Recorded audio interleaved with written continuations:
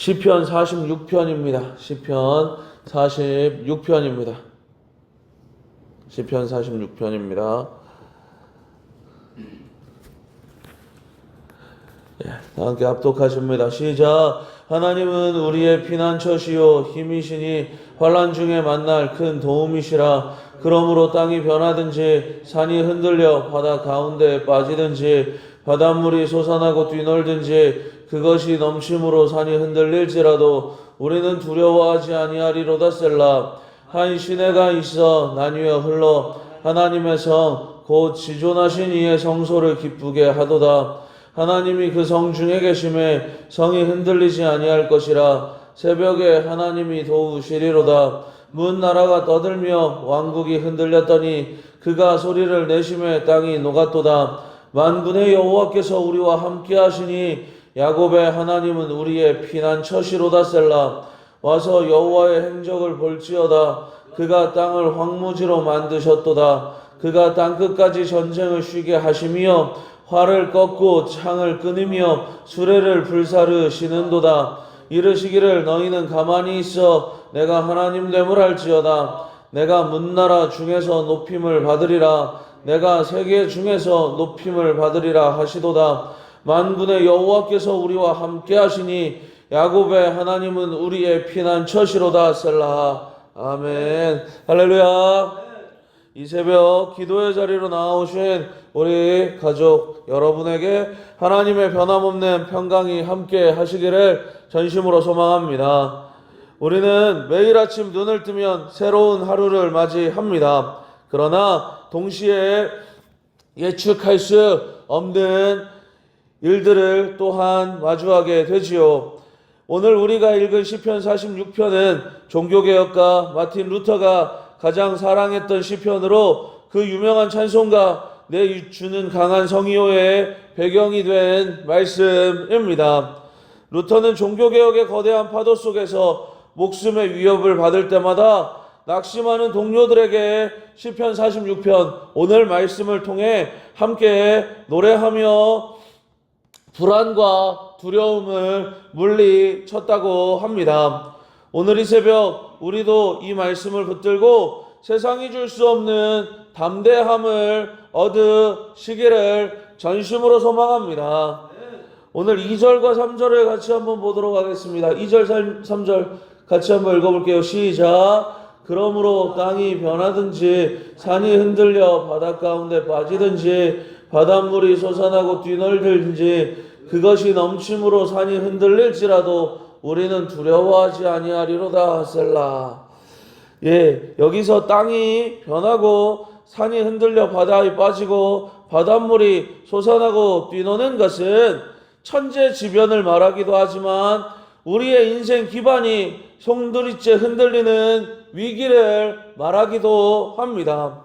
우리가 사는 세상이 그렇습니다. 영원할 것 같았던 것들이 흔들릴 때가 굉장히 많이 있습니다. 든든하다고 믿었던 직장이나 사업 그리고 모아둔 물질이 한순간에 사라질 수도 있습니다. 많은 사람들이 농사가 위험하지 않다고 말하지요. 농사 그런데 진짜로 안 위험하시던가요? 위험하죠. 내가 매일처럼 일하던 삶의 터전인데 갑자기 그곳에 웅덩이가 생겨서 내가 거기에 발이 걸릴 수도 있고요.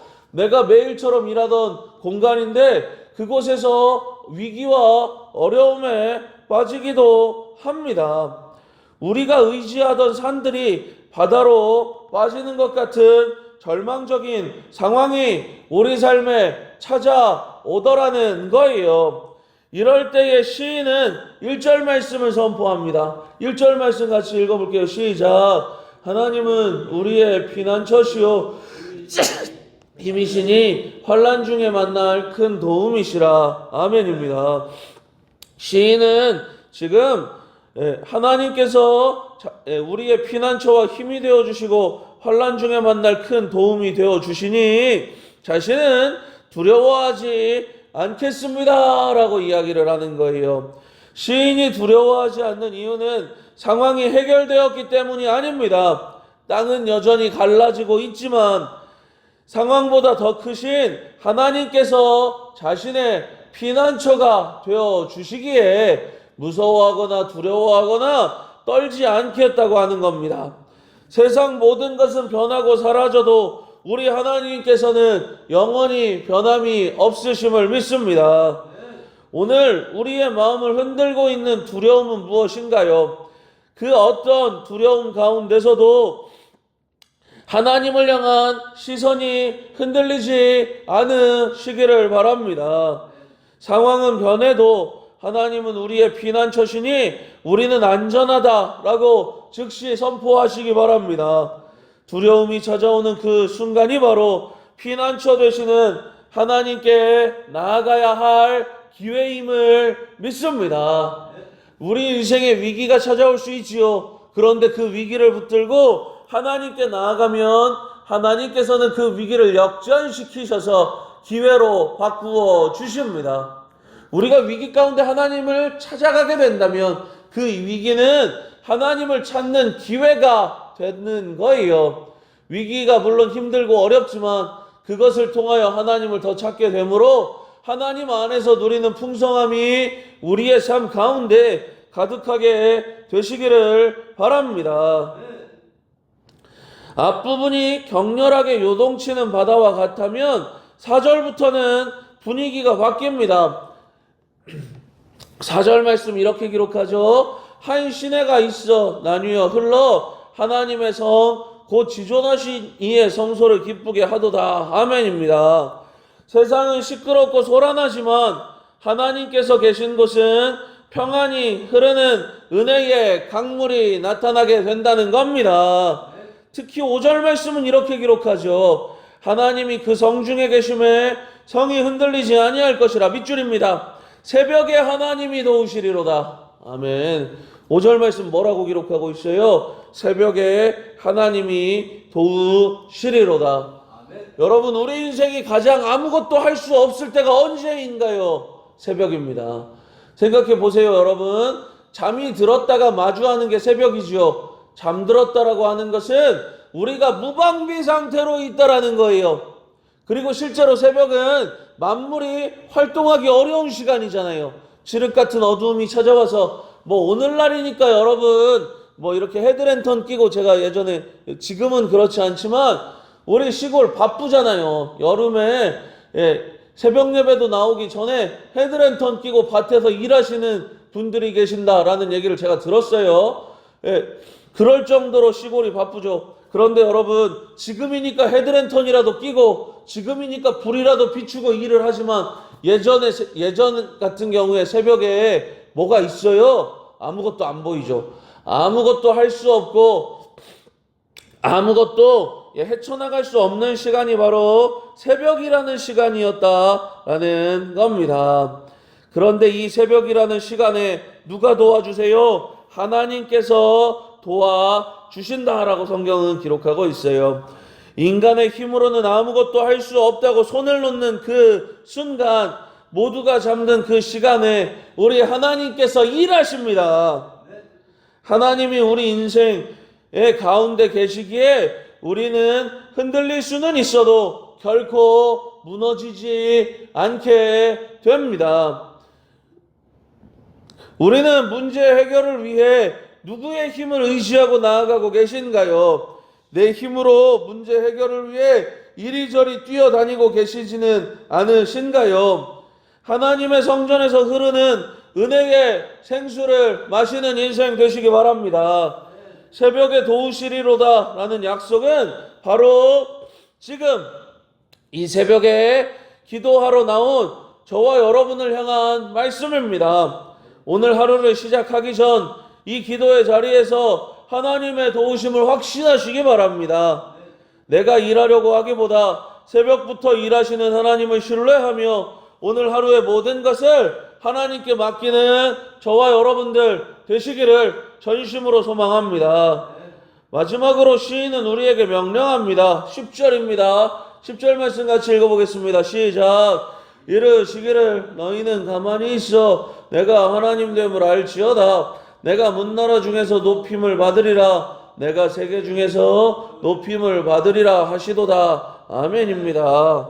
여기서 가만히 있어라는 말은 손을 늘어뜨리다, 힘을 빼다라는 뜻입니다. 그러니까 이렇게 주먹을 쥐고 힘써서 내가 무엇을 하려고 하는 것이 아니라 힘을 뺀다, 힘을 빼고 맡긴다라는 뜻이 있다라는 겁니다.